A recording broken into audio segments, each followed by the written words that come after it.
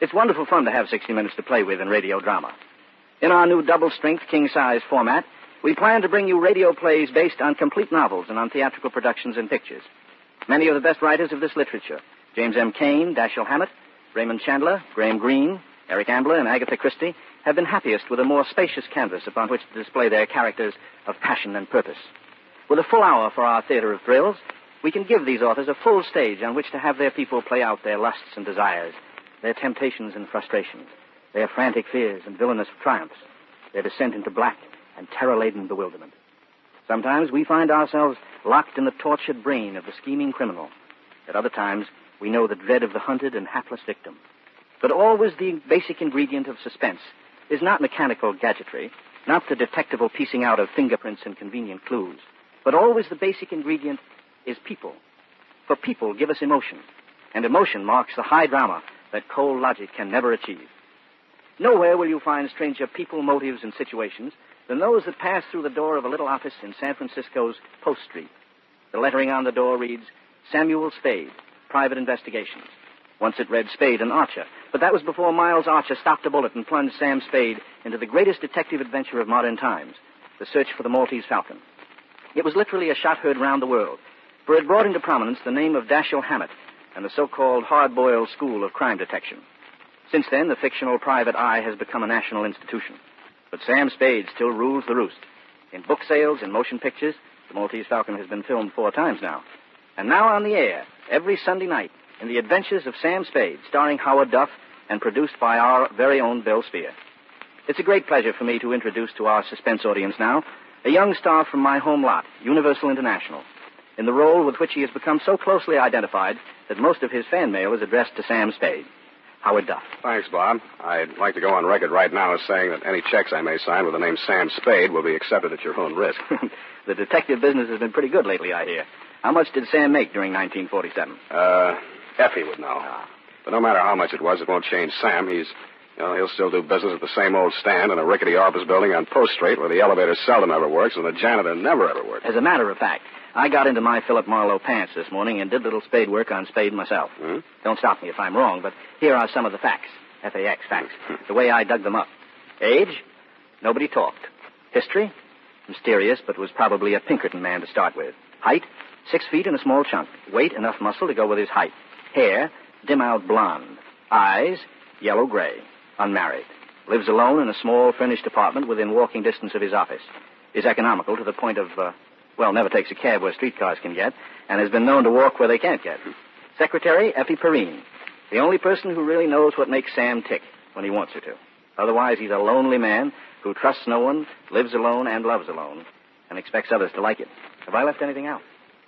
Nothing you left out, Bob. Something you put in. It's not true that I don't trust anybody. I trust everybody. All my clients are honest until I prove them otherwise. Maybe that's what's kept you in the private eye business all these years. That and the strong hatred that I have. Hatred? Yeah, for time clocks and the hours between 9 and 5. That's why I went into business for myself, and that's what keeps me there. Then you regard it as a business, Sam, and not as an adventure. Hmm? Well, when you break an arm in an adventure, the cost of setting it is not tax deductible. In a business, it is. Yes, I see. How many cases have you had? And do you think all private dicks are clever? Well, I've had so many cases I can't remember them all. About being clever, I once knew an operative who, while looking for pickpockets at Santa Anita racetrack, had his wallet stolen. He later became a lieutenant of detectives in Glendale. Sam, tell me, what was the most surprising thing that ever happened to you? The most surprising thing that ever happened to me was in 1936 in Washington, D.C. I met a young lady on a bus who did not remark that my work must be very interesting. Well, that's very interesting. Thanks a lot. But I guess my most exciting caper since the Maltese Falcon was the hugger-mugger over the candy tooth. Usually when I wind a caper, I call Effie just to let her know I'm okay before I hustle down to the office to dictate my report to the client. But this time it was 4:30 in the morning before I could get to a phone. The reason was that I was in jail.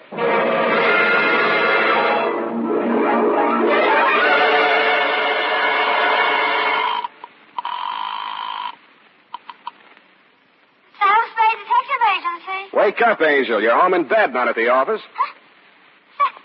Sam, is that you saying? Mm-hmm. What time is it? 4:30 in the morning. Are you up already? Effie, pull yourself together. Get dressed. Hustle down to the city jail. Oh, Sam, what happened? Well, that's what I got to get on the record now while I'm still alive to do it. Grab a taxi and hustle on down. Bring a book, pencils, the encyclopedia that has the letter K in it, and any old $20,000 you got laying around. Sam, where am I going to get pencils at this hour?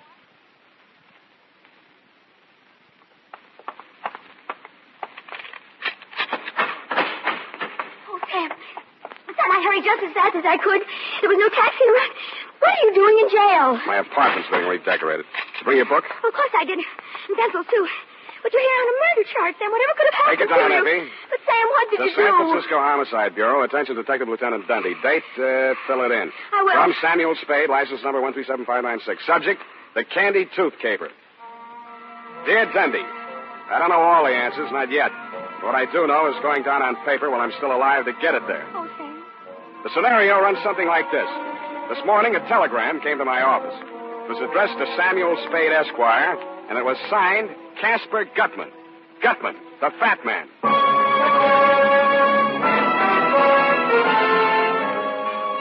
So far as I knew, Dundee, when you closed your books on the Maltese Falcon Capers 7 years ago, Gutman was entered as dead. First, I thought the telegram was somebody's idea of a joke. But when I read it through the second time, I knew it was no joke. There's nobody else who thinks or talks or writes like Casper Gutman. My dear Mr. Spade, you will no doubt receive with mixed emotions the news of my imminent reappearance in the city of the Golden Gate. Hence the companion dispatch of a telegraphic draft in the amount of $1,000, which you are free to convert into coin of the realm. This trifling sum, sir, is merely a token of my esteem for a man of many resources and nice judgments, and for it I do not require any specific service. However, if you feel so disposed, sir, you are free to accept my considered advice in the matter of an invidious pair of rogues, to wit, one Lawrence Laverne, DDS, and or Hope Laverne, whose charms and aliases are far too myriad to enumerate in this necessarily abbreviated communication. Should either or both of these persons approach you, beware the hidden truth. Believe me, sir, they are untruthful, unreliable, and totally devoid of all moral sensibilities. I count upon you to make no commitments to them or anyone else until you have heard my proposition. This I hope to lay before you when I arrive in San Francisco this very evening. Dear Joel, send regards. I remain your obedient servant, Casper Gutman.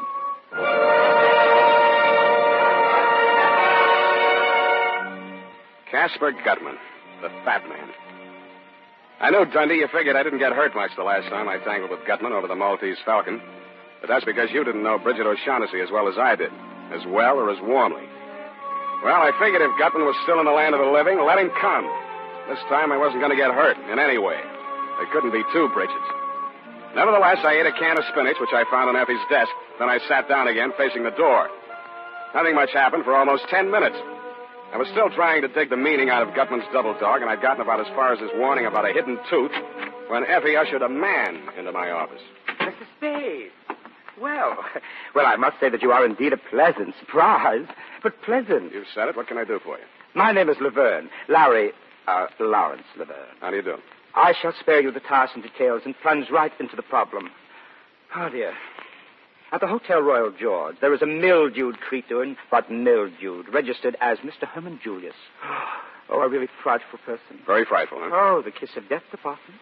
The only thing about this creature that has any charm is the fourth-toothed lower bridge in his right jaw. Now, Mr. Spade, I want you to get that bridge for me. I'm sorry. It sounds as though you're saying I want you to get that bridge for me. Precisely. Mm-hmm. Why? Because he refuses to pay me for it. You're a dentist? I prefer to regard myself as a dentist sculptor. I created this bridge for Mr. Julius with infinite pains. And now he refuses to pay me. I ask payment, and he accuses me of acting without charm. Mr. Julius wouldn't happen to be a very large, fat man? Oh, contraire. Skin and bones. Well, Mr. Spade? I'm afraid you come to the wrong man, Mr. Laverne. What you want is a lawyer to sue him. Sue him? Months of legal wrangling? Oh, no. Oh, no. I intend to be vindictive about this. I am by nature a very gracious and charming person. But now let him beware. I shall have that bridge from Herman Julius, even if you must knock him down and wrench it from his jaw. You tried knocking him down yourself? Oh, I could never even bring myself to perform extractions. I always send those patients to less sensitive dentists. Yeah, well, I'm afraid you'll have to find yourself a less sensitive private detective. Oh, dear. Well, Mr. Spade, what would you advise me to do? Mr. Laverne, I would advise you to get out of California before Walt Disney sees you. Well, good day, sir. I would like very much to have you in my care someday. Might teach you some manners. Beware the hidden truth. Hello. Hello. Please sit down, Miss... Thank you. Laverne. Hope Laverne. Miss Laverne? Yes. What can I do for you? Well, I'm I'm looking for my brother. Missing? Well, yes and no. I mean, he's been gone since yesterday, and I'm terribly afraid he'll get into trouble. Oh? What kind of trouble? Well, you see, it just isn't easy for me to talk about this, Mr. Spade. Well, now, Miss Laverne, suppose you just lean back in that chair, close your eyes, and... Yes, thank you. Yes, it's easier like this. I thought you'd like. My brother's name is Lawrence. He's a man of 52. He's not well. I mean, he gets spells, and he acts peculiarly. He suffered a nervous breakdown some years ago, and he spent most of his life in sanitariums. Where are you from, Miss Laverne? Kansas City. During the past year, Larry was in a rest home in Palo Alto, and I arrived 2 days ago to take him home. Yesterday morning, Well, I don't know how it happened, but he's gone. These spells you mentioned, what are they like? Oh, well, he assumes different personalities. His favorite seems to be that of the dentist. He becomes obsessed with the thought that he's done some work, a bridge or something, for someone who refuses to pay him. He'll walk up to a perfect stranger and create a scene. He's been arrested a few times, nothing serious, public nuisance. Mr. Spade, I'm afraid that he'll be put away if he's arrested once more. I see, and you want me to look for him. Then he hasn't been here? Why'd you think he'd come here? Oh, that's another one of his tactics. He goes to a private detective, hires him to either follow a man or get back the work he thinks he's done. Dental work, you know. But what made you think he'd come to me? Oh, not you, particularly. Ever since yesterday, I've tried almost every private detective in San Francisco. No one has seen him. Who'd you talk to? I beg your pardon? These private detectives. Who'd you see? Oh, well, there was a man named Graham and one named Marlowe, Philip Marlowe. Excuse me. Would you like a drink? No, thank you. Marlowe speaking. Spade, Phil. Hiya, Sam. Phil, you got a rumble on a missing brother named Larry Laverne? Yeah. Gal was in early this morning. Brother's some kind of a screwball. You meet him? No, hasn't been around yet. Thanks, Phil. See you. Why did you do that, Mr. Spade? It's doing things like that have kept me alive and in business all these years. That was Marlowe. Your brother hasn't been to him. I told you that. But your brother has been here. When? A few minutes before you came in. Can't see how you missed him. What did he tell you, Mr. Spade? Pretty much as you outlined it. About the dental work. And some man owing him money. Yes, some man named Julius. Herman Julius, he said. You know him? I never heard of him. He's probably just another figment of Larry's imagination. Mr. Spade, I'm terribly worried about Larry. I got that impression. Will you try to find him for me? Can you give me any idea where I might start looking? Well, I think I know how Larry's mind works when he's in the midst of one of these spells, and if you find this Mr. Julius, you'll probably find Larry close by. So you want me to find Mr. Julius first? Oh, well, I only thought it would be simpler checking on this Mr. Julius' movements than on Larry's unpredictable whims, you see. Don't you think that makes good sense, Mr. Spade?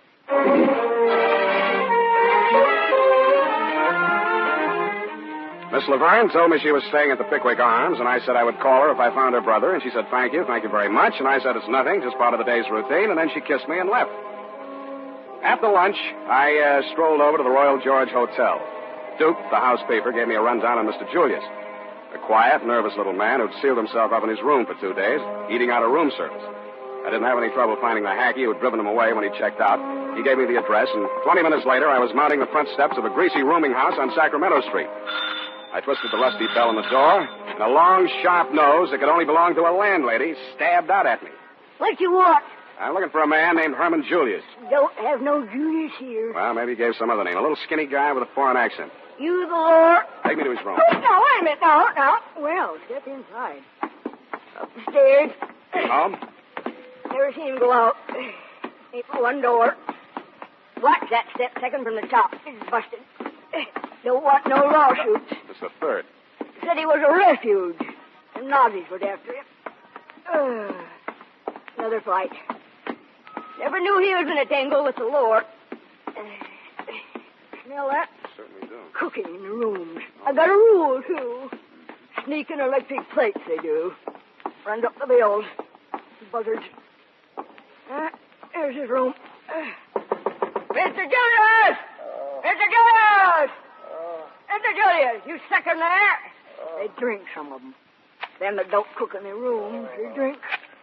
Get DT, some of them. Oh, go on in and get him. I don't want no part of it. Oh, they say. I didn't see who it was right away. His face was the color and consistency of crushed strawberries. I helped him up and over to the wash basin in the corner of the room. With his face washed, he looked a little better, but he still looked like Larry Laverne. Oh, am I ever glad to see you? I thought it was them coming back to kill me. Did you find Julius? No. Got away, the wretch, down the fire escape as I came in. Who did this to you? A big fat man? Oh, to tell the honest truth, Mr. Spade, I never even got a good look at him. He was all over me before Who's Julius? What's in his bridge work? Oh, I'll tell you everything, but please, first, let's get out of this horrid room. Oh, it smells like cabbage. Larry Laverne was tougher than he looked. After the going over he'd gotten, you or I would have been hospital-bound, Dundee. But he did a late take. We were on the way back to his hotel, walking toward Market, when he crumpled in the middle like a sack of flour. I grabbed him and held him upright, looked wildly around for somewhere to park him. We were standing in front of a newsreel theater. I bought 2 tickets and piloted him inside. We sat down. I undid his clutch on my arm and concentrated on the screen. The subject that followed the football game was some big Oriental celebration somewhere in India or someplace. A very fancy parade with white elephants. Candy, Ceylon. The famed white elephants of the Orient get their annual airing as crowds of devout Buddhists gather to do homage to some of the strangest relics in the modern world. Here in Kandy, the Mecca of the Buddhist religion, pilgrims gather from near and far. Indian Rajas, Burmese officials, and Chinese dignitaries in ceremonial dress prostrate themselves before the jeweled casket containing the most sacred object of the Buddhist world, legendary relic of Buddha himself. As the Orient goes wild in jubilant celebration, temple dancers of Kandy perform for the crowned heads of the Orient. Take me out of here. I can't stand it, Uncle Man. I tell you, Stark made me mad. Take it easy. You're annoying the customers. You brought me in here on purpose. You're trying to drive me crazy, but crazy. Easy. Listen to me. 2 men holding up the sacred relics are high priest. If that man says that one word, Candy, just once more, I won't be responsible. I tell you, I won't be responsible. All right, Larry. Take me out of here. But the end. You got me doing it. Come An on, let's get out of impressive here. ceremony indeed.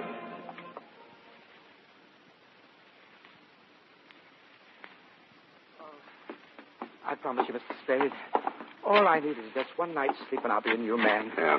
Oh, I haven't even dared to take 40 winks since I arrived in this town for fear those monsters might murder me in my bed. Yeah, I know. It's tough.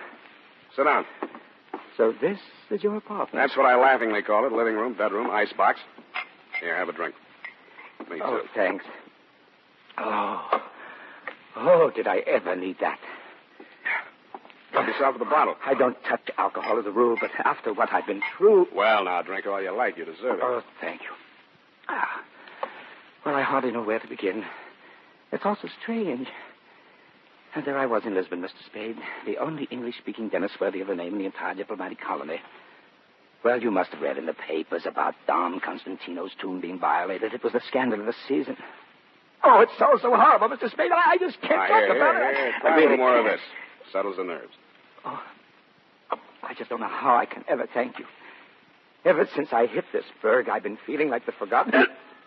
Pardon, man. Yeah, you were saying something about a tomb being broken into. In Portugal, this was? Yes. Well, you know, the draft board just took one look at me. And... I know what you mean. So I just stayed on in Lisbon. And, well, you know how people gossip, having patients of all nationalities and all that. You know? Yeah, I get it. Between the Nazis and the Allies, you were quite a social line. Oh, now, wait a minute. Don't get the idea I was a spy. Oh, no. But sometimes people had things that could be hidden in a hollow tooth, and like that, bridge work, you know? I think I told you I'm not so much a dentist as a dental artist. Mm-hmm. Well, that fat Mr. Gutman brought me this tooth, you see. Gutman? Yes, Mr. G and that Joel Cairo person that was with him. Well, they brought me this tooth. Oh, a horrid yellow old thing, practically a fang. They wanted to put in Mr. Julius' bridge. Paid me £1,000. Can you imagine? Then when I learned what they had done, well, it made me positively ill. This practically sacred old tomb in the cathedral, they'd broken in and literally torn out a piece of his jawbone. Whose? Why, Dom Constantino's. And who's Dom Constantino? Oh, the Portuguese viceroy. It didn't hurt him any. He's been dead 500 years if he's dead a day. Oh, dear. I'm as tired as a tick. This liquor is getting to me.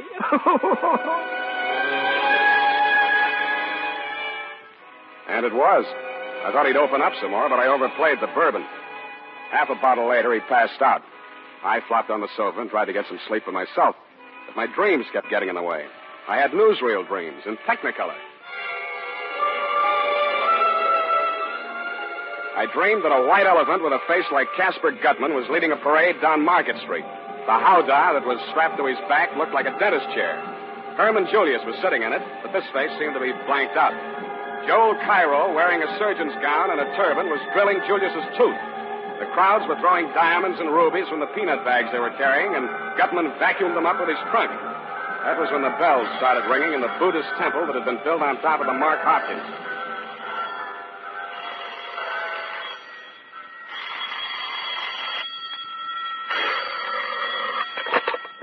Yeah. Mr. Spade. Yeah? Mr. Spade, I need your help. Who's this? Hope Laverne, please, Mr. Spade. I'm terrified. Where are you? I'm in a drugstore at 5th and Mission. Near the bus depot? Yes, please, come at once, Mr. Spade. Well, can't you come here? I can't. I don't dare go into the streets. All right. Wait there. I'm on my way. I took a quick gander at Laverne, saw he was still out cold, slipped into my topcoat, and left the apartment. I figured it would take me 11 minutes to hustle over to 5th and Mission. But I never got any further than 50 yards from the front of my building. I sensed him behind me, wheeled suddenly, bumped him into a doorway, held the thumbs of his hands gripped tightly in my fist. Stand still or I'll tear him off. Let go. I'll kill you. Don't move and it won't hurt. You filthy beast. The boy twisted suddenly and violently, and I heard the crack of his left thumb breaking. He swallowed a scream, dashed out into the deserted street. I went after him, turned into the alley, and caught the butt of a gun behind my right ear.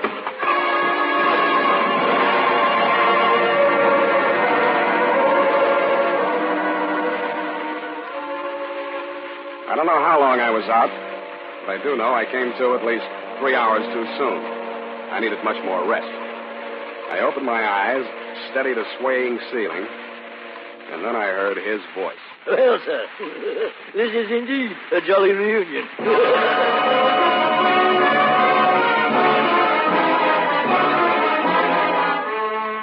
It couldn't be, but it was. Jasper Gutman, the fat man of the Maltese Falcon Caper. Looking at the unholy trio there in the room, Joel Cairo, the little Levantine, still as oily and smiling as ever and still fragrant. Marvin, a sullen, white-faced, hollow-eyed youth as near Wilmer's double as anyone will ever see. And Gutman, spruce as ever in his black cutaway coat, black vest, and gray-striped trousers. You'd have thought nothing had happened since then, not even the war. The grayness at Cairo's temples only made his baby face look more babyish. And about Gutman, nothing was different except his watch chain. A curious jewel-encrusted ornament dangled from it, shaped like a claw. You seem surprised to see me, sir. No wonder. It's always disconcerting to encounter a ghost, especially such a substantial ghost. A lot of water has gone under the bridge since last we met, eh? Under the bridge? Yes, which brings us to the subject at hand, the bridge. My head aches. What about the bridge? First, we'll talk of it. After all, this is quite an occasion, sir. Reunion of old friends, eh, Mr. Spade? Yeah. Tell me, did you ever find the Falcon, if you'll excuse the expression?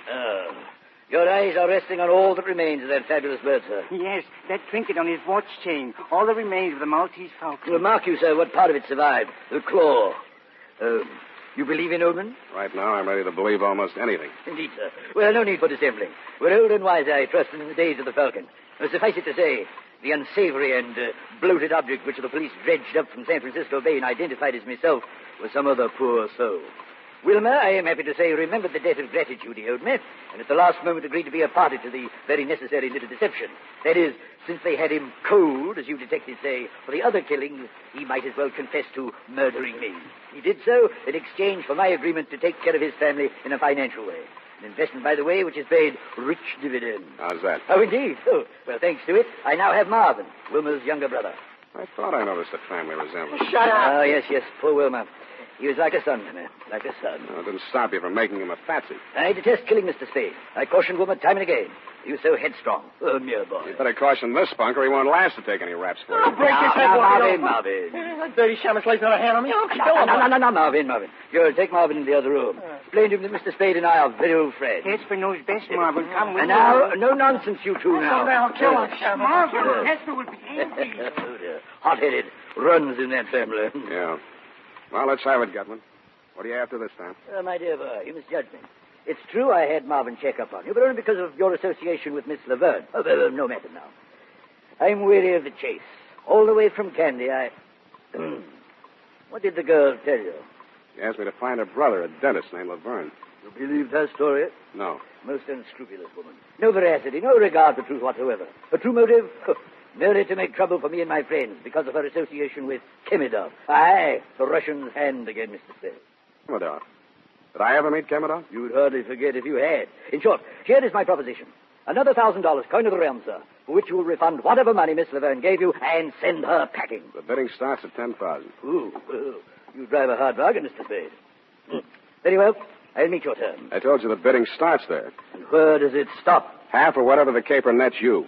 I deliver Julius, you do the rest. Well, between you and me, Mr. Spade, I'm not as affluent as I once was. The Falcon pretty well wiped me out financially. Considering the time and money I've already invested in trying to track down the weasel Julius. What's in Julius's bridge work? And if I don't choose to tell you? Then it's no dice. Think it over, Gutman. Either I'm in all the way for half, or I deliver Julius to the other outfit. And that is your final dictum, sir? Take it or leave it. Either you're in or you're out.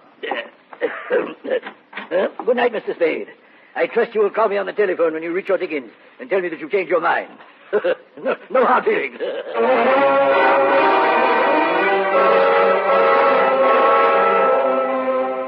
fog was clearing, and only a few white wisps of it were clinging to Twin Peaks when I walked home that morning. It was too late to worry about Hope. Or did she phone for Gutman to decoy me out so that I started walking faster? As I climbed the stairs to my apartment, I heard a door open on the landing, and the slot of light that stabbed out from it showed me it was my door. The light came from behind whoever had opened it, and I couldn't see who it was at first, only that it was not Larry Laverne. I took the last flight 4 steps at a time. Hello, Sam. Dundee, what's happened? Come in and see for yourself.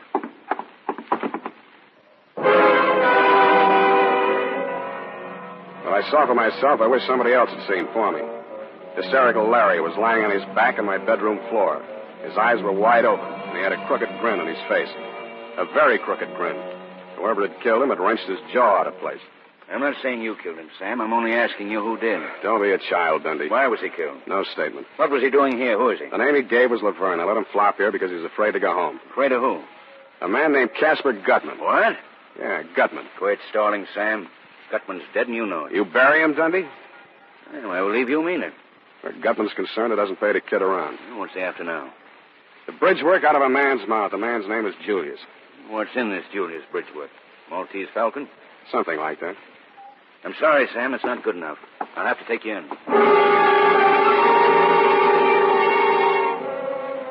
So you took me and you booked me. Bail was set at $20,000. You saw to that. You figure there's only one operator who'd put up that kind of money to spring me, and that's Casper Gutman. I hope you're right. Period. And the first part, at least, of Sob Story. But Sam, what is in Herman Julius's bridge work? Laverne told me it was a tooth Gutman stole out of a skeleton in an old Portuguese catacomb. What's so valuable about that? I don't know. Could be a jewel inside of it? No, it's not Gutman's kind of game. Besides, the thing that made poor Laverne blow his top in that newsreel theater was something more like an elephant tusk. Oh. Where's that encyclopedia? Did you bring it? Oh, yes, I did, Sam. Yes, I did. Wasn't I smart? Look it up. Look what up? Candy with a K. Oh. K, car, can. Oh, here it is. Candy. K, nothing. City. Capital of Central Province of Ceylon, located near the center of the island Noir. Spare me the geography. Well, the railroad from Colombo. Noted for its waterfalls and stuff. Yeah. The city surrounds an artificial lake and is sacred to Buddhists for its temple of Maligawa, which enshrines the tooth of Buddha brought, according to legend... What? Let me see that. Where? Let me see, it's sacred to Buddhists for its temple of Maligawa, which enshrines it. Effie. What's the matter, Sam? The tooth of Buddha. Sam, you don't think that's what's in Herman Julius's bridge work? If it was, Gutman would be after it. But how did he get to Portugal? If it did, Gutman's the man that could track it down. Sam, you sure of that? No, Angel. No. The only thing I am sure of is this. When the Maltese Falcon laid an egg, it hatched a flock of vultures, and they're all circling right around my head. Well, cheer up, Sam. You won't be in jail long. I'll bring you a cake with a file in it. Angel. No, devil food.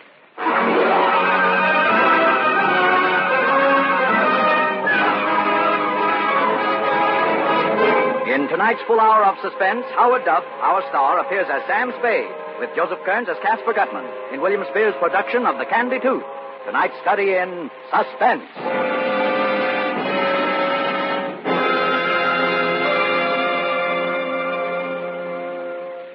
In just a moment, we will return with the second half of The Candy Tooth. This is CBS, the Columbia Broadcasting System. And now, back to our Hollywood soundstage and Robert Montgomery. At the point at which we interrupted Sam Spade's narrative just now, things were at a pretty pass. A pretty pass indeed. A pretty pass. Sam wound up with the body of the dentist, Larry Laverne, in his apartment. The girl, Hope, waiting for him in the bus station. Casper Gutman, the fat man, waiting for an answer to his ultimatum that Spade produce the tooth, or else. Me in city prison under $20,000 bail, and the fabulous Candy Tooth still chumping on two-bit hamburgers and the bridge work of a very elusive man named Herman Julius. Yes. And? Well, after I dictated my report to Effie on what had happened until then, she left, and I laid down to think. Lieutenant Dundee and I had agreed that I should spend the night on the pokey. He figured that the 20G bail would draw only one man to put up that much moolah to spring me, Casper Gutman. Along about 9 in the a.m., the turnkey unlocked the door of my cell. I followed him out to the desk. The $20,000 were there, but no sign of benefactor, benefactress, or Samaritan of any type. The bond was in my name. I signed my release and walked out. Across the street was parked a long black limousine with the curtains drawn. I started for it when a voice at my elbow checked me. George Senor Spade. See. I'm Don Constantino de Braganza. It's I who have put up the $20,000. Is that so? Well, thank you. Now, why? I desire a service. My card, senor. Don Constantino. Wait a minute. Yes, you seem to know the name. Eh? Yeah. For a guy who's been dead 500 years, you don't look too bad. Oh, thank you. You are referring, of course, to my illustrious ancestor, Don Constantino, the first Portuguese viceroy of India, who indeed had been dead since the 16th century. It's on his behalf I speak to you now. What can I do for him? Restore the tooth which was wrenched from his skull by a pack of unspeakable ghouls who violated his tomb in Lisboa. You think they're in San Francisco? Let us not be naive, senor. The contemptible little dentist, Laverne, was killed in your apartment. Therefore, you must know the whereabouts of the other ghouls. I know so many ghouls, senor. You'll have to be more specific. I refer to a fat pig named C. Gutman and an odorous little camel named J. Cairo, and most especially to a woman of the female sex by name H. Laverne. You want them or the tooth? Both. Not one without the other. No, it'll take a little time. They haven't got the tooth. Do you know where it is? In the bridge work of a man named Julius. Oh. That then explains the dentist and the diabolical manner which they employed in smuggling the tooth out of Lisboa. Now, you go on home and you stay there until I call you, huh? Senor, I respect your judgment. Thank you. You will find me at the Hotel San Rafael, and for the retainer, you may consider the $20,000 bond as due. Wow. Adios, senor. Adios. Be careful crossing streets.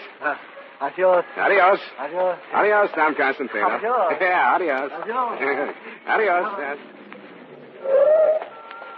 Spade. Sam, get in. You got a hack license, Miss Laverne? Oh, please don't, Sam. I know this car's ridiculous, but I don't dare use taxis or be seen on the street. What did that man tell you? What happened last night when you called me from the bus station in such a panic? Why didn't you come? I went to see the fat man. You saw Gutman? Did he mention me? You didn't make that call last night to get me out of the apartment so that somebody could get in and kill Laverne. Oh, Sam. Then why did you call? Because I found Herman Julius, and I'm driving you there now. We didn't do any talking after that. She sat very close to me. There was plenty to talk about, but we didn't do any talking after that. I was vaguely aware that we were driving across to Oakland, and a few minutes later we pulled up in front of an apartment building. We took the elevator up to the 9th floor. This is it, Sam. 9B.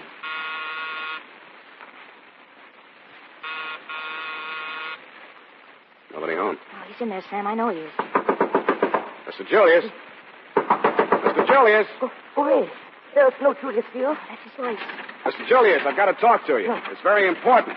If you don't open the door, I'll have to... I'll kill myself. I'll kill myself. He will, Sam. He will. You've got to stop him. Go away. Julius! Wait a minute! Wait, go!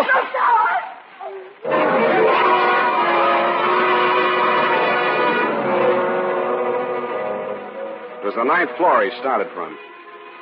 Poor, frightened little Herman Julius was dead on arrival. By the time we made it downstairs, the street was flooded with cops. I grabbed Hope by the arm, hustled her around the corner to a rented limousine, and told her I'd call her later. My next stop was the fat man himself. Well, sir, so you reconsidered. You found Julius. I know where he is. And your terms, sir. What are your terms? $100,000, cash on the line. Oh, out of the question, Mr. Spade. No cash, no tooth. You found another buyer? Yeah. A man named Constantino de Braganza says the tooth belongs in the head of his ancestor by a previous marriage. Oh, acquaintances are very low. And what else did he say to you? That he'd double any bid that you made on the tooth. My dear fellow, Have you any inkling, any remote idea of the value of that tooth? No? Well, I'll tell you, sir. But let me warn you. If I tell you, and you do not then produce the tooth... Yeah. Let's get on with it, Cousin. Yes. Sit down, sir. How much do you know of the 16th century history of the Orient? Well, enough to fill that tooth with. Capital joke, sir. I shall give you a little more. Enough, say, to fill an elephant tusk. I'm listening. Well, sir, when the Portuguese invaded India in the 16th century and established the city of Goa, there were three main empires in the Orient, namely China, India, and Burma. And the rulers of all three empires sought to rule the world. Now, legend had it that in order to become lord of the world, a monarch had first to be the possessor of 7 gems. That's gems spelled with a J, sir. Yes, gems. This is no fantasy, I'm telling you, Mr. Spade. This is actual history. 7 gems. And what were those 7 gems? You tell me. The first 6 do not concern us, Mr. Spade. A golden wheel, a white elephant, all easy to come by for an Oriental monarch. But the 7th, Mr. Spade, the 7th. What was that, a tooth? The tooth, Mr. Spade, the tooth. The sacred tooth of the great Lord Buddha himself. That remained in the temple of Maligawa at Kandy, on the island of Ceylon. So many kings sent armies to capture it, but all were defeated by the fierce Brahmins who stood guard at the temple gates. And so, we come to the year 1552. It's about time. Now, in that year, the Portuguese viceroy, Dom Constantino de Braganza, landed near Jaffna with a force of 1,220 men and defeated the king's legions in a savage battle. He returned to Goa with his victorious army and the tooth, which he retained as his personal prize. It was not long before the Burmese king, Bainaun by name, sent an emissary to Dom Constantino, offering the modern equivalent of £1 million sterling as ransom for the tooth. How to get to Portugal? Now, hear me out, sir. Hear me out. All right. Well, before the transaction could be consummated, the Portuguese archbishop called on Dom Constantino and, in the name of the Inquisition, demanded the tooth. After some delay, Dom Constantino, under threat of torture, delivered a tooth into the archbishop's hand, and that tooth was publicly destroyed. The archbishop grinding it into powder with mortar and pestle and scattering the residue upon a fire, that the tooth might be utterly consumed. Shortly after this, Dom Constantino's personal physician, after drawing a tooth, now mind you, a tooth, from the viceroy's head, died under very mysterious circumstances. We may safely infer that the substitute tooth which he drove into the viceroy's jawbone, after the primitive fashions of dentistry in those days, was the Kandy tooth, put there for safekeeping until Dom Constantino could resume negotiations with Bainaun's emissary. But before that could be accomplished, Dom Constantino was stricken with the plague, carried aboard ship, and home to Portugal, where he died. He was entombed with the Kandy tooth still in his head. Now, the manuscript which fell into the possession of the Russian Khemidov and later into mine, but I shall not go into unnecessary detail, of course not, was Dom Constantino's deathbed confession, proving beyond a shadow of a doubt that the real Kandy tooth had reposed for more than 4 centuries, not in the great temple at Kandy in Ceylon, but in a Portuguese tooth. Yeah, well, I think I can take it from there.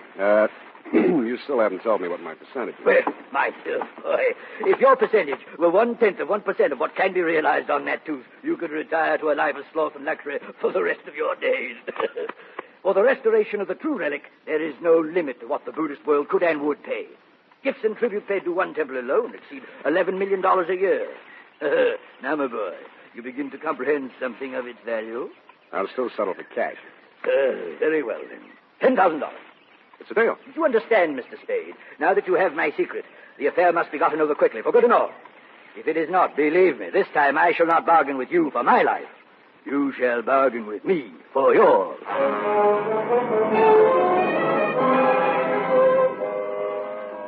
After I left Gutman, I called you, Dundee, and found out by a clever ruse where Herman Julius's body had been sent.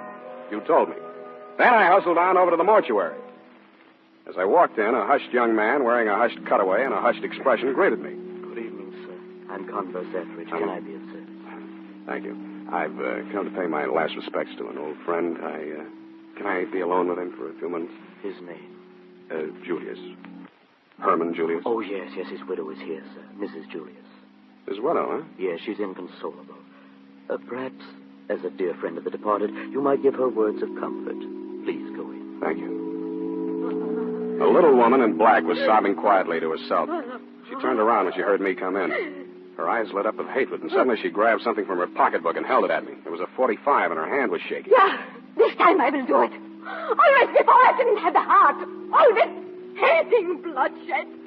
But this time, this time! Nick, Frau Julius, Freund.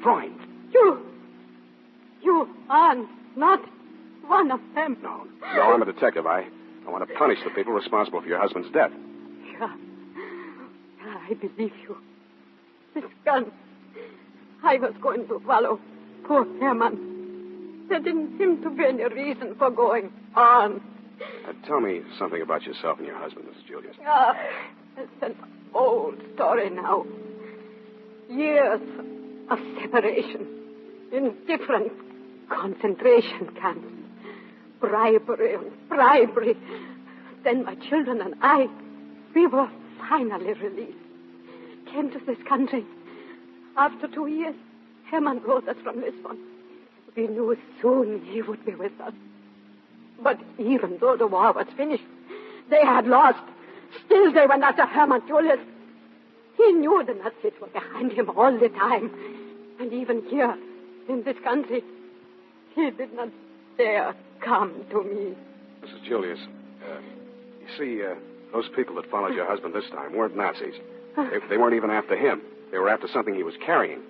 In Lisbon, didn't he go to a dentist named Laverne? Oh, yeah.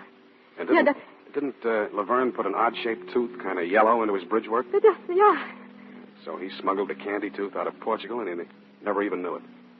Oh, well, it does not matter now. Oh, Herman is dead.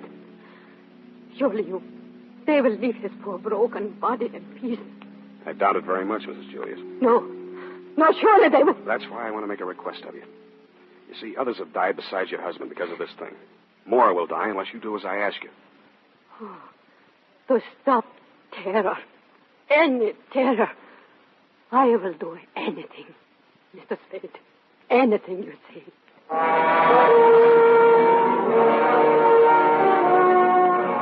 I told her what I wanted done, and she agreed to do it. Then I started on my part of it. I called Gutman at the St. Mark and told him 11 at my apartment. Then I called Dom Constantino at the San Rafael. Hope and I got there around 10:30.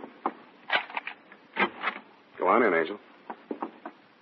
Well, this is where you live, Sam? Where I sleep. Must be lonely for you. Sorry, no vacancy. Sam, listen. There's so much I want to tell you about myself. I'm listening. Well, listen. Just before the war started, I was engaged to marry a man named Kemidov in London. The Russian, yeah. Gutman mentioned him. Something about an old manuscript? Yeah, Kemidov had stolen it in India. It was very old, and Kemidov said that the information in it made it worth more than the Maltese Falcon. It was in Latin. Mm-hmm. How'd the fat man get this manuscript away from Kemidov? So you double-crossed Kemidov and took the manuscript to Gutman. Sam, before they get here, I've got to tell you something. No matter what happens, I want you to know this. Sure, I know. Say it, Angel. Don't torture me, Sam. I'd like to hear it, Angel. Oh, Sam, I love you so much it feels like hate. It feels like I... Go on. Hate me, Angel. Darling.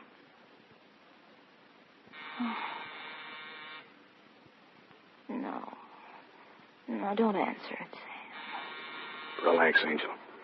You'll be okay. Sam? Yeah? Only you, Sam. All I want out of... Only you. Just stay on third, Angel. I'll bat you home safe. You see, sir, I'm a punctual man. Come on in, Gutman. Look, the same apartment, the same colors, everything the same. Yeah, the same rat race, Cairo. Hello, Marvin. Killed anybody since lunch? Want me to give it a shamus? Oh, please, Marvin. No unpleasant talk. Mr. Gutman, please tell Marvin. In here, gentlemen. Yes, Marvin. Mr. Spade, I'm sure, regrets the unfortunate... Well, and what have we here? You all know the lady? You see, Mr. Gutman, I told you. Now he's dealing with her. Oh, this is... Shut up, you hear me? Shut up. Don't talk us like that. I'm jumpy. I don't feel good. I don't know why. You shut up, too. Always fighting violence on prisoners. I'm getting too old for this. Now, Mr. Spade, to the business at hand. You have the truth. I want some answers first. Did you have our dentist friend Laverne killed? No. Did Marvin kill Laverne? No. Cairo? No. Nobody killed Laverne. He died of old age. Have you asked the little lady there? Sam. I gotta ask you, baby. Oh, Sam, how could you? Answer me. No, Sam, you know I didn't. Well, it doesn't matter. I got my pigeon picked to take the fall. Oh, I don't feel so good. Now, Marvin, retain yourself. No violence. Well, sir, That's it. Sit still. I have a package from the Avalon mortuary for Mr. Spade. Oh, hello, sir. Yeah, let's have it. Mrs. Julius said to tell you... Yeah, thanks. Well, Gutman, this is it. This little package. The candy tooth. The tooth at last. Give it me, sir. Give it me. Oh, Mr. Gutman, it's all over. We've got it. We've got it. We have. Come, sir. No more teasing. Put those fat lunch hooks down before I chop them off. I rather thought this wasn't all. What now, sir? I told you there was another bidder. And here he is. I would advise you not to reach for your gun, Mr. Spade. You're pointing that gun at the wrong belly. The fat man's inside. Mr. Gutman, Mr. Cairo, Dom Constantino de Berganza of Portugal. Portugal, indeed. It's the Russian. Kemidov. Do not be so formal, Hope, my darling. You may call Mr. Gavinovich. All right, let's get off the Kopeck. We're all here. You see, Mr. Gutman. Spade, you are an unmitigated cad, sir. You all along this man was an imposter. That was the name he gave me. Well, what matter? There's enough for all. Watch your soul, Mujik. Mr. Spade, you'll please give me that package. Now, Marvin, now! They both had their guns into each other at once, practically. Kemidov fired first, but Marvin didn't fall. He spit out his chewing gum, then he squeezed the trigger of his .45. They both looked more surprised than anything else, but they were both very dead before they fell down. Marvin. Dead. As dead as Kemidov. Oh, well, it was worth it. You know, of course, it was he who killed Laverne. I told you I had my pigeon picked for the fall. By God, man, you are a winner. Poor Marvin. He looks so dead. You can have the package now. Oh, yes. The truth. He seized the package with his fat little fingers. They were trembling so he could hardly undo the strings. He tore the outer wrappings, exposed a small metal jar. He looked at me and wrenched the lid off it. He dumped the contents onto the table. The tooth, what is it? There's nothing here. Ashes, sir, ashes. That's it, Gutman. Ashes. The tooth is there, along with the rest of Herman Julius. He was cremated this afternoon. Cremated? The truth, it was cremated. No, it cannot be, no. But it is the truth. Oh, you idiot. I tell you I'm the idiot. Why do I stay with him? Why? Well, come, Joe. Shall we stand here weeping and bemoaning a curious quirk of fate? Or shall we defy all fates? Were we not well underway to finding the Romanov scepter when this charming lady detoured us with her romantic notions? Come. What say you, Joel, eh? You mean we yes, go to... Yes, Joel, to Sam Martin. Mr. Gutman, do not say it. He is listening. Yes, a wise precaution. Then we go, eh? Yes, Mr. Gutman, yes, we go. Adieu, Mr. Spade. Oh, sound. It's like the stage of the Old Vic at the final curtain of Hamlet. Alas, poor Marvin, I knew him well. Oh, well, many slip twixt the cup and the tooth.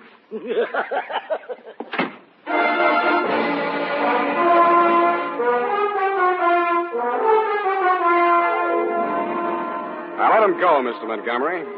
I knew there was something on him that Dundee's boys could make stick.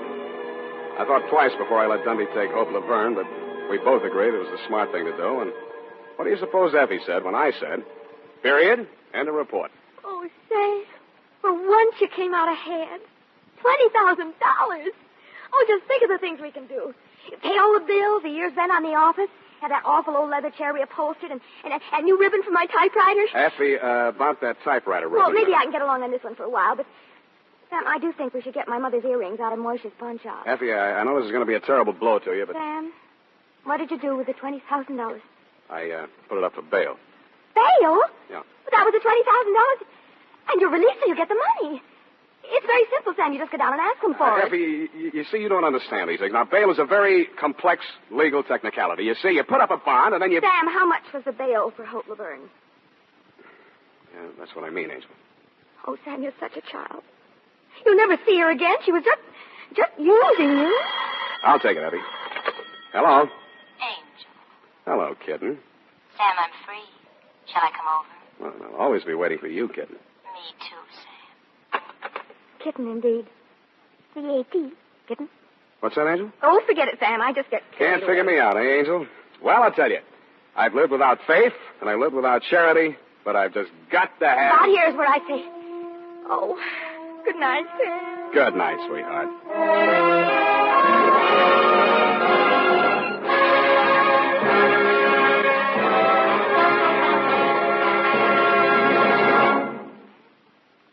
This is Robert Montgomery. I'm sure our suspense audience agrees with me when I say that whenever it is, it can't be too soon to have Sam Spade back with us again in a full-hour adventure on radio's outstanding theater of thrills. Incidentally, our producer, editor, director on these weekly full hours of suspense, Bill Spear, joins hands with Dashiell Hammett to bring you the adventures of Sam Spade each Sunday night on this network. Thanks for the plug, Bob. I have a basket full of thanks to my friend Howard Sam Duff, the kind of actor a director lights candles for, and to wonderful Lorene Tuttle, who plays Effie each week, and to Joseph Kearns, who is the Caspar Gutman of them all. And to all you other ornaments to your profession, Kathy Lewis, Wally Mayer, Jay Novello, Jeanette Nolan, Jack Edwards Jr., Sidney Miller, Hans Conried, and Bill Johnston. And, of course, as always, to our musical director and conductor, Led Gluskin, and to the composer of our original scores, Lucien Morawek. And our special thanks to Bob Tallman and Jason James, who wrote The Candy Tooth, and who were voted by their fellow mystery writers of America the Edgar Allan Poe Award for Sam Spade, the best detective show on the air. And to the Wildroot Company, our gracious sponsor of SAME, for this courtesy and cooperation in making tonight's Spadery available. Now tell about next week, Bob. Next week, we will bring you another great American master of suspense, the author of The Postman Always Rings Twice and Double Indemnity, James M. Cain. It's a full hour of Mr. Cain's very wonderful novel, Love's Lovely Counterfeit. This is Robert Montgomery, who will welcome you once again next week to radio's outstanding theater of thrills, Suspense. Don't forget, next week at this same time, a full hour of Suspense. This is CBS, the Columbia Broadcasting System.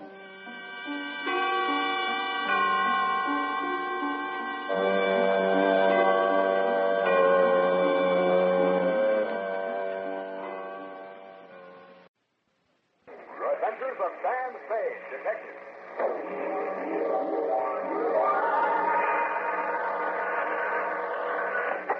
Sam Spade, detective agency.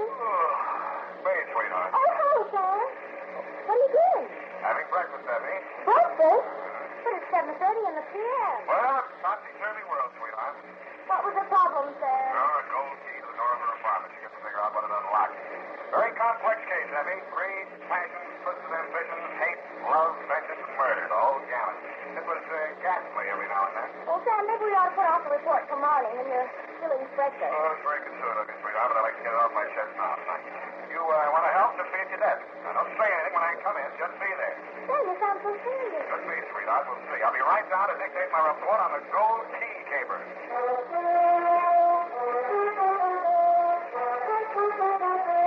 Now, with Howard Duff starring in Spade, Wildroot brings to the air the greatest private detective of them all in The Adventures of Sam Spade.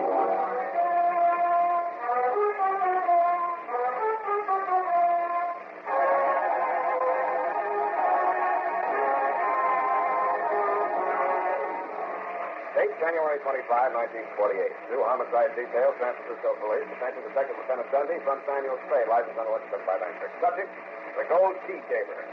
Dear Dundee, it started as these things usually do in my office when Effie Perrine, a doll of my other stolen, eased in, closed the door behind her, and leaned against it. There's a girl outside. A client or a client? Her name is Wanda Farr. Did she come a long way to see me? I don't think she's sitting, sir. I know, sweetheart. She never did. Sure in. Okay. Could you please come in, Miss Farr? Right here, Miss Farr. You're so kind, Mr. Spade. I can see I come to the right place. Yes, Lieutenant. That'll be all, Mr. And now then, what can I do for you, Miss Farr? Well, I haven't a great deal of money. I've brought a little cash with me. Would 300 be enough for me? I won't haggle with you, Miss Farr. Thanks. Now, what's the story that goes with it? How much do you know about a man named Dundee? About as much as the police know. You know more? I'm afraid I don't even know that much. I didn't even know what he was until one evening 3 years ago. That was the last time I saw him. The police came and arrested me. I was deeply shocked. But I felt I should stand by him. As I remember, the rap was 3 to 5 years breaking and entering. Yes, I promised to wait for him. But you didn't quite make it. Well, in a way, you're perfectly right. When I heard he was coming out of prison, I just can't think. If you thought of leaving town? Oh, it wouldn't make any difference. He'd find me wherever I went. Can't say that I blame you. What's so funny? You're afraid of me, No, not dangerous. Not yet. Are you always there? So never. That depends. Oh. Yeah. On how many other staffs you handle, like this county for thieves, and how many other staffs have helped you get out from under. Really? There must be some other type of detective. Okay, here's your money. Well, I won't go. You can't turn me away like this. Of all those things I told you, something. You haven't any right to... When I put my trust in you... That's a lousy act, too. Sit down. Well, I can't. Now, let's have it. What do you want me to do? Well, he's arriving in San Francisco this afternoon. Still come to my apartment, please. I haven't been in or even out of the gun. That by itself is making a killing, man. Oh, you knew, Johnny. Well, I don't. You said you didn't until the cops came in. But I didn't. I didn't know you didn't deny. I just thought he was a gambler, like anybody. I never got his back. Whenever he was angry, he just goes crazy. I wanted to do long before I set him up out of the prison. Then I was going to write and then tell him in prison.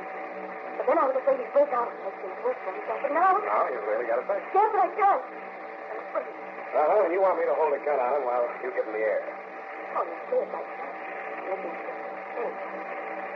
But I just can't go back. I can't. I just knew that you were by and not to him. And I'd be ashamed. For how long? Look. Let's say something for after dinner, John. I was wrong. You're not afraid. You're not afraid of anything. What's the address? 1234 Van Ness. Apartment 21. What time you doing? It's up to dinner on 3. I'll be there at 4:15. Budget 4 times. Long, short, long, short. No. No, don't do it for that. I don't want to make a mistake. Here. Take this. Set yourself in. Gold key. Johnny. Forever. Don't worry, Angel. Don't worry. You can put a new name on there. This one's not engraved very deep. After she'd gone, a heavy fragrance clung to everything she touched. The chair she sat in, my glass with her lipstick on it for $300, even the gold key. I rubbed it up against my coat sleeve. The name didn't come off. It only shone brighter. I threw it across the room just to see if it was bouncing. It did. And when I walked over to pick it up, there were 2 keys, or at least 1 and a half. The gold shank had been hollowed out, and the key that fitted inside it was wrong again, Dundee. Not a glass key, a brass key with a number on it, 322, nothing else. I wondered if Johnny Batiste had been living a double life, at least 1 and a half. I was still wondering when I put the brass key back into its hiding place and used the gold one to unlock the door of Wanda's apartment. The room was full of her perfume, but she wasn't there. Johnny Batiste was. He was cleaning the prison dirt out of his fingernails with a shiny new spring blade knife. Yeah, key. What for? You're in. Where's Wanda? She changed her mind. She don't want to see you. Who changed it for? I did. I told her she didn't ought to marry into the wrong set. So give me that key and blow. Where is she, in here? I told you to blow if you don't want to see you. Let's see yourself. You're stir happy. Spade. I didn't rot in that state hotel 3 years to get pushed around. Why do you think I took that rap? You took it for her. You're crazy. She was through with you before you went up. I just go on talking like that. Go on. I'll cut you. I'll cut you real bad. Cover. Johnny, I don't want to hurt you. I'm fine. Good night, Johnny. Come on.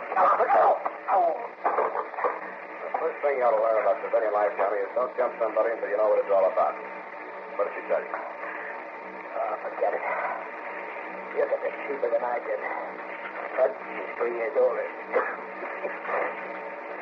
So am I. Listen, Johnny, here's my card. If there's any way I can help you, let me know, will you? I mean it. Well, you got a heart, sister. They gave me $50 when they put me out the gate, but I dropped it in the poker game down at 6th and Mission. Right off the bus. Stuck it. Johnny Bitch. You need some dough, Johnny? No, nothing that ain't mine. Hey, the key is mine. My name's on it. They couldn't do nothing to me if I hopped that, could they? Now, I'm just 10 or 15. That's solid gold. They'll give me a place to flop until I get my feet under me again.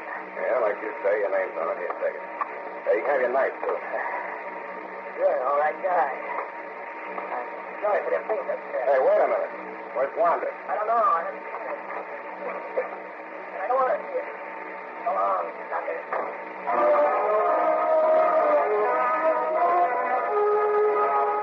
I went to the window and watched him leave the building. He didn't cough when the cold air hit him. Instead, he took a deep breath and strode briskly across the street and into a neon-lighted bar and grill. Something about his swagger bothered me. Giving him the gold key might or might not have been as smart a move as I thought it was, but I was sorry I'd given him back his knife. Sam Spade, sucker.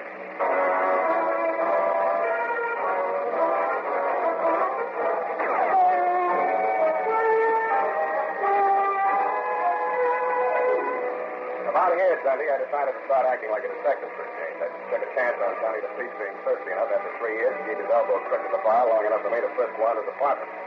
I didn't think I'd find her body there, but I did. I I deduced that it was in the clothes closet from the feeble cries and thumpings I heard as I walked into the bedroom.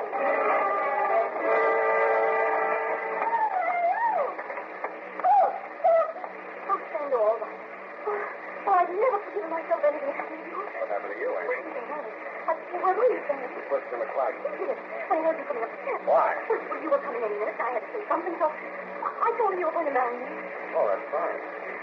Well, here we are. Oh, but that's not all I said. Oh, you'll never forgive me for this. I know I... Oh, how can I tell you? I told him you forced me to do this. Thanks a lot.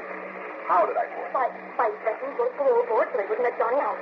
I must have a lot of info. Yes, and that way he thought I was protecting him, so he didn't hurt you. Oh, only you're scared of me. And it's pushed me to come. Well, it's nothing. They're all a little discovered. Oh, but if you only knew when it's getting nice standing there in that dark, not knowing what he was doing. Oh, darling. Don't you think any more about it? Oh, you do forgive me, don't you? About that gold key, Angel, I think you better change the lock on the door. What? I gave it to Johnny. You?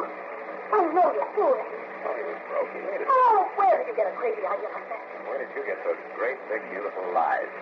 Sam, be silly. But I am. We're engaged, aren't we? Oh, stop that. Listen. If I don't have that key back by midnight, he's come back to kill me. Get out of sight. Get out of sight. I'll take care of it. There were two of them. Neither one was Johnny Batiste. They brushed past me and entered the room without a word and stood there with their faces hanging out. While we were giving each other the silent treatment, I sized them up. The larger size I recognized from newspaper pictures. He was a big sand and gravel man, and rumor had it that a stretch of paving outside the town contained the bodies of 18 other sand and gravel men who had bid against him for the contract and stumbled into a rock crushing. Name? Mike Malloy. The musician with him put his viola case down on the sofa and opened it up. No. This is the man, Mason. What's just what he's doing here? Well, let's sit down and finish that comic book that was for you. Okay, wrong question. It's big. I told Miss Farr to hire you. Had you told? Not yet. Good. I brought along my bodyguard here just to keep with you. I sent her to the movie. Why, of course. You see Johnny Batiste? Yeah, he dropped in. He didn't make any trouble? No. Is he supposed to? There's no point in our talking in person, Mr. Spade. Johnny Batiste used to work for me. Maybe was here with one of his men, wasn't he? Why bring that up? Things have changed. Johnny isn't the man he used to be. But I've always taken care of those certainly loyally. I thought we weren't talking in person. Believe me, Mr. Spade, I only want to save Johnny if something's done. Is he threatening to jump into one of your rock crutches? Watch that boy. He's got a sense of humor. I'm sorry I may have been. I was misinformed about you, Mr. Spade. I was led to believe that you were the man to help my fiancée and myself out of this embarrassing situation. Your fiancée? Wanda? Miss Farr? Yes? Yes, it's fiancé. I'll be absolutely frank with you, Spade. I had hoped by bringing you and Johnny Batiste together under circumstances that you might be more secure in self-defense, or my apologies. It would have been the merciful way out for Johnny, and it would have saved many lives. I know Johnny Batiste. He will try to get back on top. He'll stop at nothing.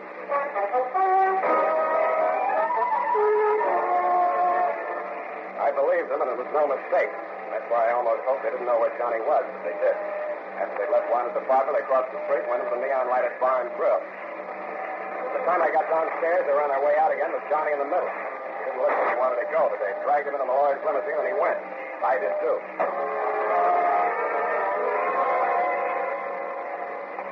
The trail ended on the Embarcadero at the Harbor View Hotel. By the time I got into the lobby, Johnny and his two guards had disappeared up a ratty-looking flight of stairs. I started up after them, but then I stopped cold.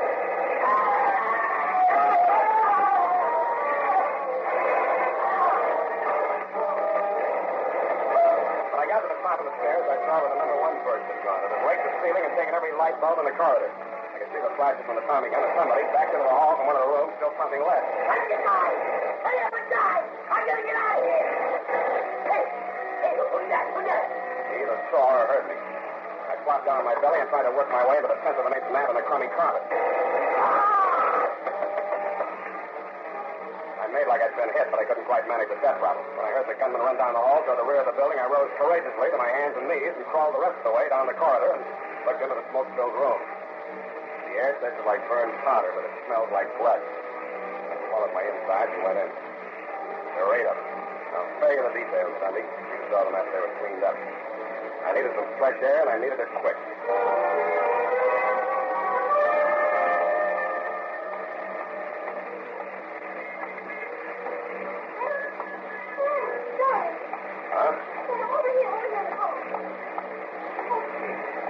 Sam, what's the matter?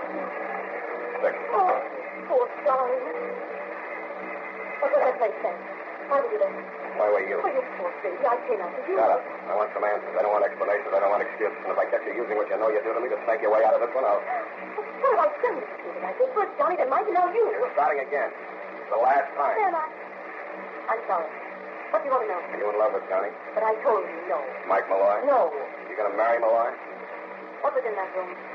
8 dead men. What else? A lot of plasma powder smoke. Now I'll see if I'm going to marry Malloy. Okay, that's all I wanted to know. I'll see you later, Angel.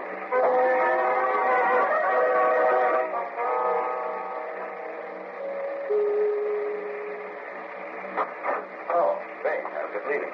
Come back later. You're not leaving, and I'm not coming back later. Get back in the room. Now, listen here, Spade. I hired you as a bodyguard for my fiancée, Miss Barr. What do you come off pushing your way in here with a gun like this? I can have your license revoked so fast to make your head swim. Help yourself. I'm a little sick of this business. Spade, I warn you, stay out of this. What's that? You know Johnny the Thief. Hello, Johnny. You gave your working over. You talk? What's this for, Lord? Ask Johnny, he knows. All right, I will. You move over here where I can watch you. Keep your hands behind your neck. Relax. This is going to cost you more than your life. Shut up. Now, Johnny, listen to me. This is important. Move your right hand to yes. You framed yourself in a breaking and entry rather cool off from a big one, right? Okay, I see, Johnny. Murder? No. Robbery? Mm-hmm. How big? 5,000, 50?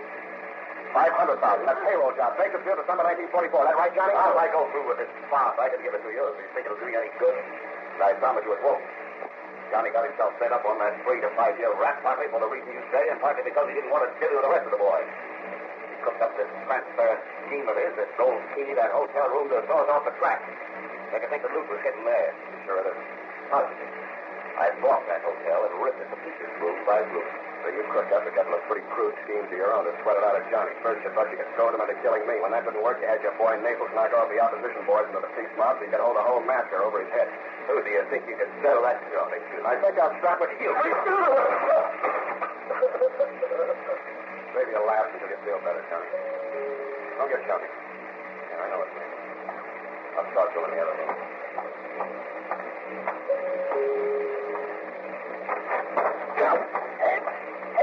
What do you think you're trying to do? Hey. All right, leave it there, Naples. Yeah. What are you doing here? Where's the boy? Out. Yeah. What do you want? I want to talk to you, pigeon. Who's the pigeon? Nobody but you, Naples. If you think somebody else is going up for that slaughter in room 322. Johnny got them guys. That's the boy. I asked the boss. He said you did. You're fucking. Johnny bargained for a written statement by Malloy alibiying Johnny. The cops have got it now. They'll believe it. Malloy's a big citizen, so you're the only pigeon left. That's what you think. Where is he? Wait here. I'll bring him to you. I left Naples standing there in the vestibule waiting for Malloy. Then I hoisted Johnny out of my back and left Malloy waiting for Naples. He went out the back way. I ran to the freight elevator and watched the floor indicator moving around. I believe it was between 6 and 7 when I heard a familiar sound in the Malloy apartment.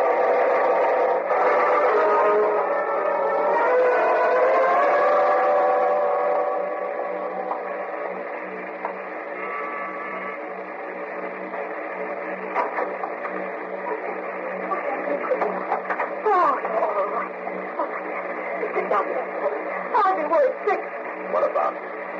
Malloy, Johnny, me, that I had many.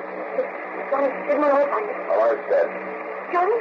Johnny can't talk. You know how to. Can't talk? No, but I can. Sam, that's you. You didn't have anything to do with Malloy dying. As much as anybody.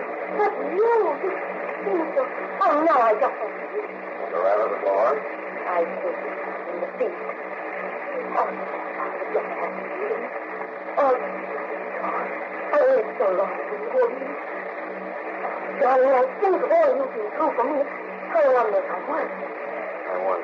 But you and everything and the moon, too. Oh, I've never dreamed that you had been perfect. It's just too good to be true. Yeah, you're so right, sweetheart. You're so exactly right.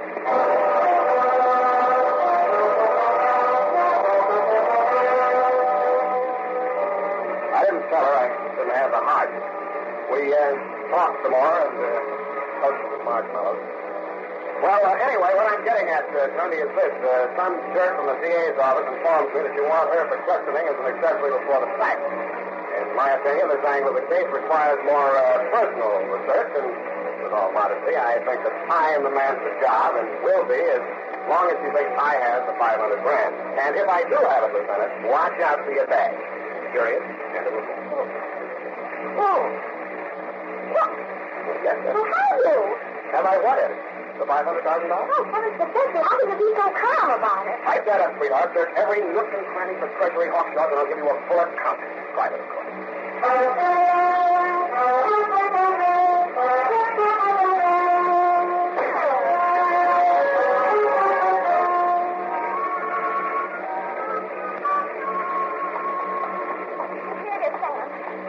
This is a mess, and it's all your fault. I'm just a mess of nerves worrying about that money. How can you explain it to Mother and Mr. Baltar the phone? Hey, Mr. Baxter. Besides, Sam, it's not ours. I don't think we should keep it. And if that girl loves you, that's your money. Worry no more, my sweet. Effie, can you see the ticket? You're giving it back already? Oh, of course you would. Well, perhaps. But who did? Who is it, Sam? Listen, my dear, there never was any $500 grand as far as Johnny Batiste. He didn't have anything to do with that robbery. He invented the whole caper, including the hocus pocus about the gold key.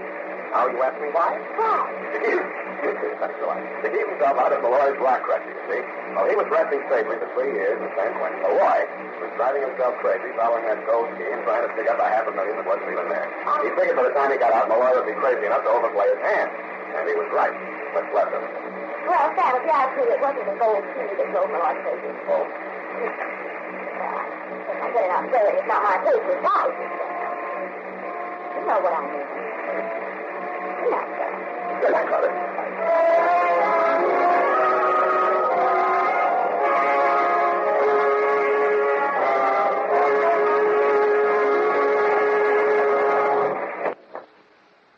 The Adventures of Sam Spade, Detective. Brought to you by Wild Root Cream Oil Hair Tonic, the non-alcoholic hair tonic that contains lanolin. Wild Root Cream Oil. Again and again, the choice of men who put good grooming first.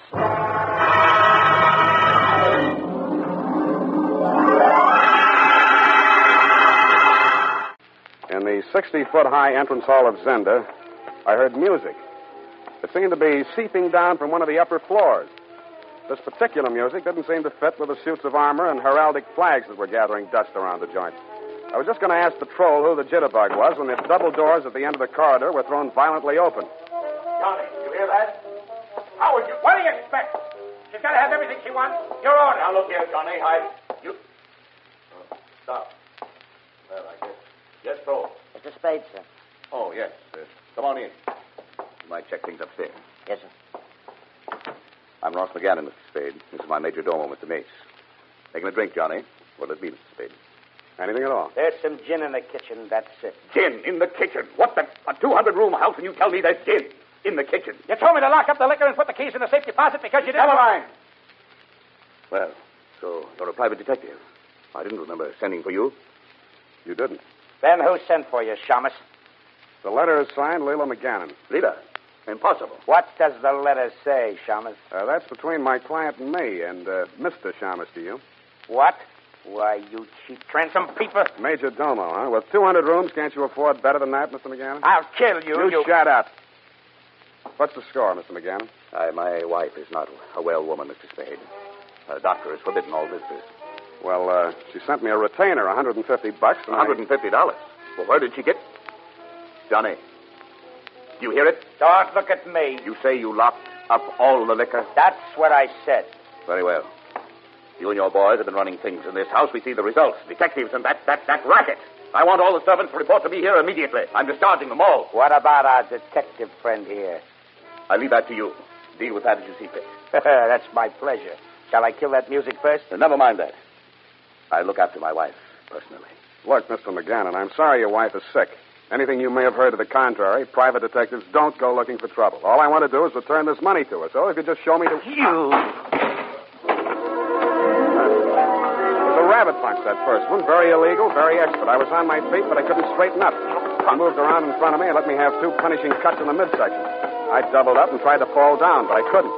Then I realized it was because two more members of Mr. McGannon's strong-arm squad had grabbed my arms and were hustling me down that long passageway. Then I heard a thunderclap, twice as loud as any I'd ever heard before, and that was all, brother. That was all.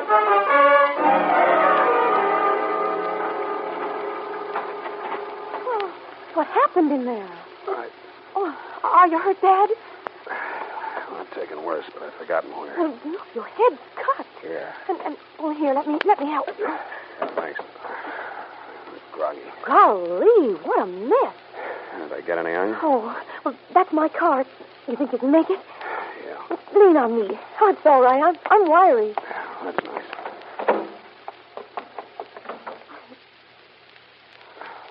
Well, tell me if you feel like it.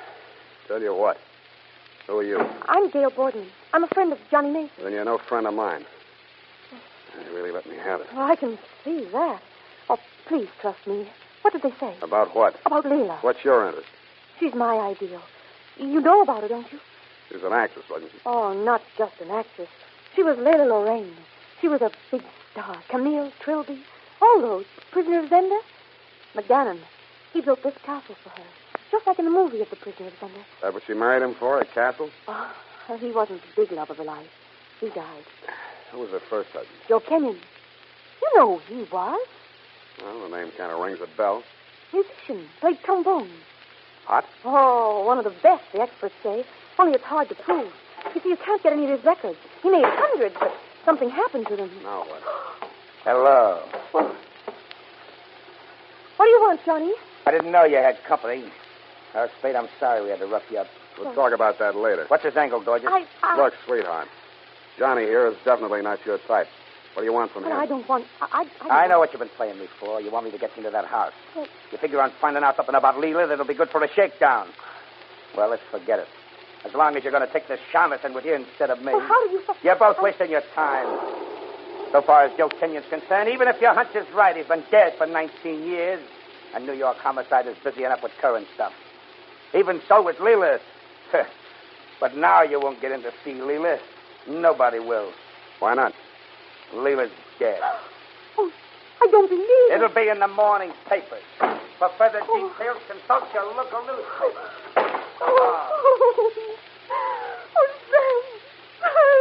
Hey, don't. That won't help any.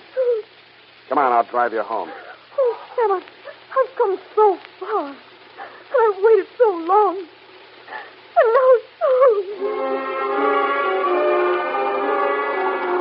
I wondered just how far she had come or how far she'd gone.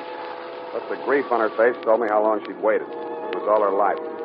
I couldn't see her for the kind of woman that puts flowers on Rudolph Valentino's grave, but I couldn't quite see her as a blackmailer either. As far as I was concerned, what had or had not happened tonight wouldn't make any sense until I could find out what had happened on another night, 19 years ago. And I had an idea that the subtitle on the silent picture might read, Murder.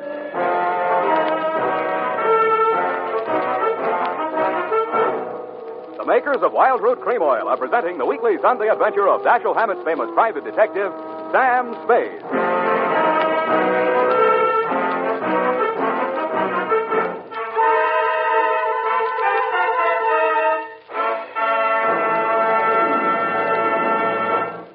Now, here's important news on good grooming. If you want the well-groomed look that helps you get ahead socially and on the job, listen. Recently, thousands of people from coast to coast who bought Wild Root Cream Oil for the first time were asked, how does Wild Root Cream Oil compare with the hair tonic you previously used? The results were amazing. Better than 4 out of 5 who replied said they preferred Wild Root Cream Oil. And no wonder. It gives you the advantages that men consider most important. Wild Root Cream Oil grooms your hair neatly and naturally, relieves annoying dryness, and removes loose dandruff. What's more, non-alcoholic Wild Root Cream Oil is the only leading hair tonic that contains soothing lanolin. That's like the oil of your skin. So ask for Wild Root Cream Oil Hair Tonic.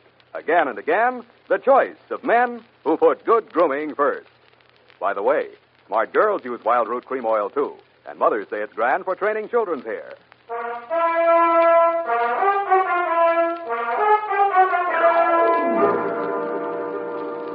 And now, back to the Prisoner of Zenda Caper. Tonight's adventure with Sam Spade.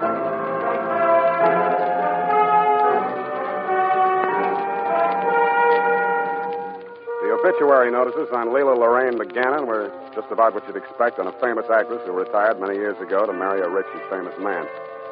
McGannon was described as a promoter, political leader, and financier. The late Mrs. McGannon was described as one of the great beauties of her generation, as indeed she was. There were pictures of Billy Dove, Mary Philbin, Clara Bow, Marilyn Miller, Jean Eagles, Renee Adderey, Lillian and Dorothy Gish, and the full cast of Scaramouche, film pioneers who were her contemporaries, friends of lovely Leila Lorraine. But an omission in the otherwise fulsome account was provocative. To me, there was no mention of Leila Lorraine's first husband, Joe Kenyon. Pete Daly knows all there is to know about young men with horns, and Pete gave me some information. Joe Kenyon? Ah, trombone man, yeah. First time I heard that cat, I was just a little kitten. I'd say he had a style something like Miff Mole, only more legit, you know. Too bad he killed himself. I had a couple of his sides, man. Oh, Barking Dog Blues, Sweet Lorraine. They were fine, real gone, you know. I kind of hated to part with those platters, but some hip collector offered me 50 skins apiece for them, so why not? The character named McGannon, you know. I blew $15 on a phone call to New York. That's when you gave me the rundown, Lieutenant, on the Joe Kenyon suicide. He'd taken a long walk on a short pier. Cause of death, drowning. But the sap wound on the back of his head was never explained. There was no record of his ever having been married to anybody named Leila Lorraine. But there was a marriage certificate made out to Joseph Kenyon and one Leila Boardman. Sam, come in. How old are you? 19. Okay, then I'll come in. Oh, where have you been? Looking for some answers. I should have come here and shaken them out of you. Well, what are you talking about? Why didn't you tell me Leila was your mother? Oh. Well, what difference does it make now?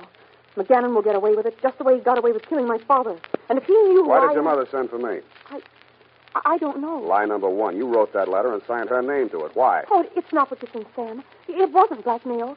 I wanted to see my mother. After 19 years, you suddenly wanted to see your mother. But I didn't know. I'd always been told my mother was dead. Who told you different? My aunt. She brought me up. And she was sick. 6 months ago, they told her that she was dying. So she told me about my mother. What did she say about McGannon? Him. Aunt Maud told me how he managed to wipe out nearly every trace of my father, so that it almost seemed he'd never existed at all. How Mother has been a prisoner in that castle ever since she married him. I wanted to help her. Now she's dead. How did you meet Johnny Mace? Well, he caught me trying to climb over the wall. At first he was very stern, and then he started laughing. He said I was hung. Smart boy. He thought I had some kind of a blackmail plan, and I let him think so because he was my only link to the people in that house. But he kept putting me off. Well, that's why I finally sent you that letter. Oh, I guess I must have been crazy. Yeah. Look, Angel, you told me... Keep them talking. I'll get the extension. Oh, what's that? Oh, well, Johnny, I don't know. I'm just so upset. After the things we talked about when that you... It's all been just... Oh, now listen, honey. You know I'd do anything in the world for you. You don't really go for that shamus, do you? What? Johnny, I can't hear you. That's Spade. I said you don't really go for that. What? Wait a minute. Wait, I'll fix that racket. Don't go away now. You stay right on the phone there. Don't hang up. Sam, are you still on the wire? Yeah. Can't I please hang up now, Sam? Hold it, sweetheart. But Sam, Shut up. Hello? Hello? It's okay, sweetheart. I've heard all I need to. In fact, a little more than I expected.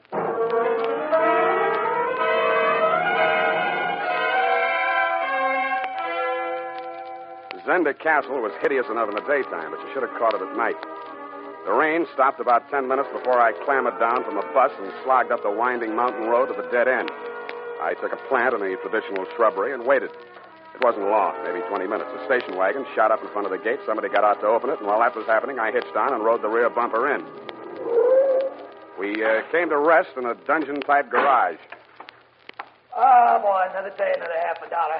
Play any cribbage, Troll? No, not tonight. I'm going to pound a fella. You locking up? Yeah, I got it. Hey, how do you like that? Look what that detective done to my knuckles.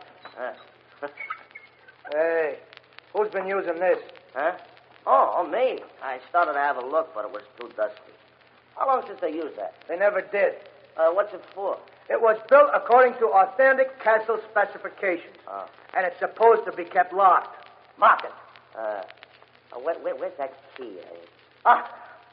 Stupid me. It's hanging in the storeroom. Well, stupid you, go get it in the storeroom. I'm going to bed. Lock up tight now. Good night. Good night.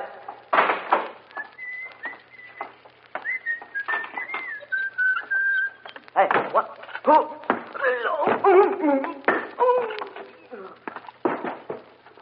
Good night, sweet troll.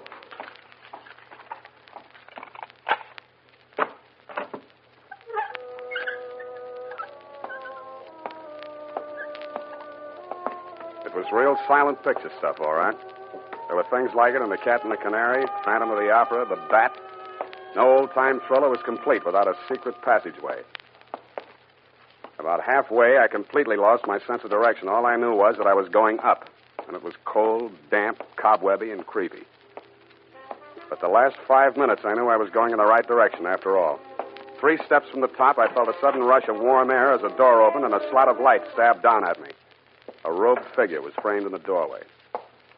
So, you've come for me at last, eh? Well, I'm ready. Come on in. Come in, I said. Don't keep me waiting. I followed her into a dim cavern of a room. It was all done up in oriental drapes and beaded lampshades. It smelled of incense. She didn't look quite as dead as her obituaries had claimed she was.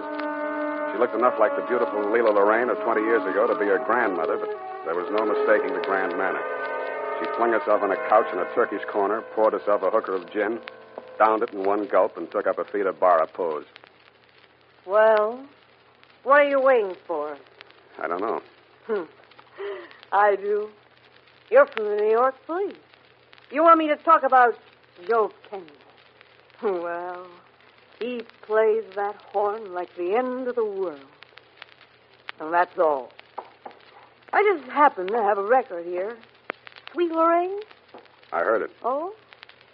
I was a big star. The biggest star. When Joe made that recording. You can't see me anymore, but you can still hear him. I guess you were pretty much in love with him, weren't you? I hated him. He used to come home when he felt like it, from some weed patch somewhere, and I hated him. Slapping me around, and he was like a crazy man. Only he had green eyes.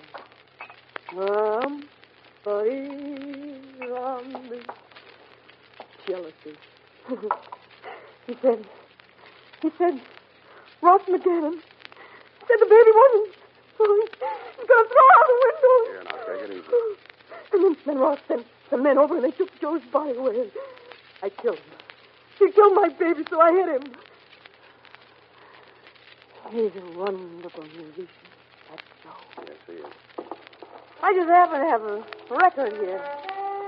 Sweet Lorraine? Huh? I was a very big star in those days. Who are you talking to? I was way ahead of you. Mr. McGannon, Please. No explanations. All right. Help me get into No. bed. No. Sure, No. come on now. No. Oh, no, just stop that music. Play it again, huh? Listen, I know an all-night place in the village where we... Well, Spade, you've seen what you came to see. You like it? Can we talk here? I don't want to disturb you. Don't worry. I guess I owe you an apology, Mr. McGannon. I think you owe me one, too. But I suppose the beating I took was no more than $150 worth. Well, things had gotten to such a state by the time you arrived here. We thought this girl was trying to blackmail us, and anyway, I'm sorry. Yeah, well, what I don't get, why did you make things so tough for yourself? Your wife could have told her story to any jury 18 years ago and walked out a free woman. And let the world know the sordid truth about her life with Kenyon? No, I had to do what I did. I had to protect her. Don't you see what she meant? Not only to me, but to the whole... Well, that's your business. So you told her the baby had died. She wasn't fit to raise a child. She was already on the road to where she is now. It's all right. It's all right, Leela. It's all right, Leela. We'll be home soon. No, she wasn't fit to raise a child. She was only fit to live in a place like this with someone like me. Die here, too. You rushed that part of it. Why did you decide to announce her death yesterday? We found out who that girl is. Leela's daughter, little Gail. Gail. Well, what are you going to tell her? Gail? I'll have to think. Gail, poor little baby. She cried and she cried. Go to sleep, Leela. No.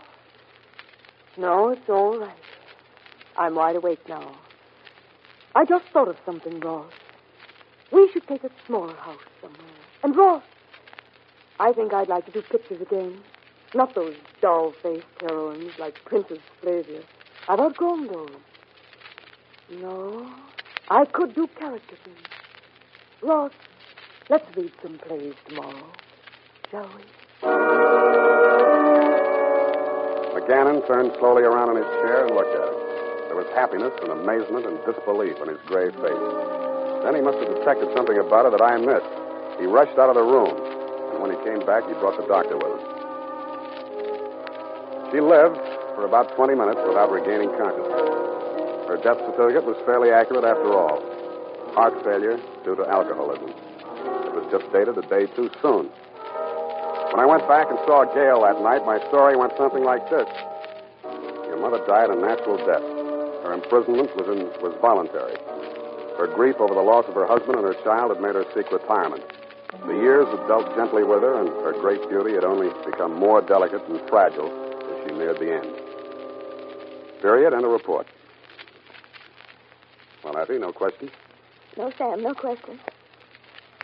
And I'd like to say that I think you're the nicest, most wonderful, most of the time, person. But... Now, don't spoil it, sweetheart. Not just yet. All right, Sam, I'll type this up. But don't let me forget now. Don't let you forget what? I can't tell you without telling you. Oh, of course. Yes, indeed.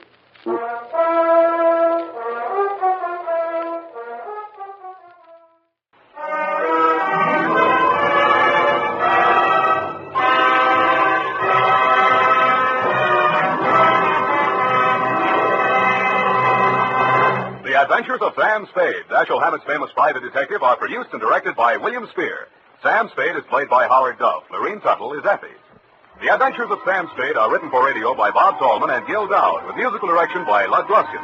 Join us again next Sunday when author Dashiell Hammett and producer William Spear join forces for another adventure with Sam Spade, brought to you by Wild Root Cream Oil.